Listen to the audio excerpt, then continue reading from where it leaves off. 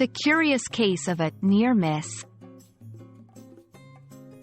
Hello, English explorers.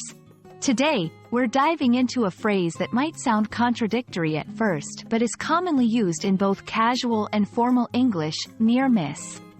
Stick with us as we unpack its meaning and use it in everyday language. Whether you're just starting out or looking to polish your English fluency, understanding phrases like this one is a key step in mastering the language.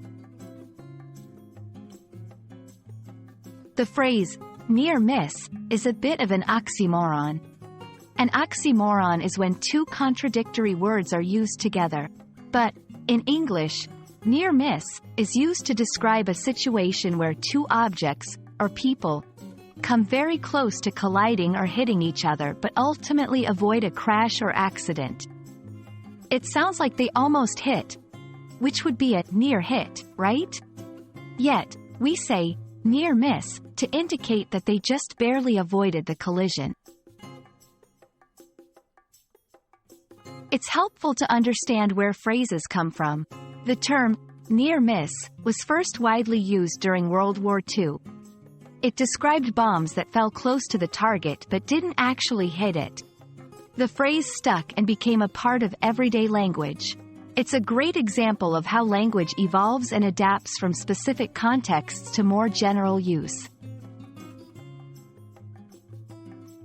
Now, let's put near miss into action. Here are some examples. The two cars had a near miss at the intersection. Thankfully, there was no accident.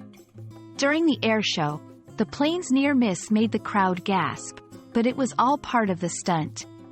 I had a near miss when I almost dropped the glass, but luckily, I caught it in time. Notice how in each scenario, there's high potential for a hit or collision, but it was avoided, making it a near miss. Sometimes, near miss can be confused with close call. While they are similar, close call is often used in a broader context, not just for physical incidents but for any situation that nearly turned out badly.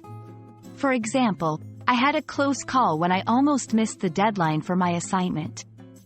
A close call can be a near miss, but a near miss always involves some element of physical proximity. There you have it, language learners. Near miss is a phrase that's not only interesting but also tells a story about English history and usage. Remember, it's all about context and the subtleties of meaning.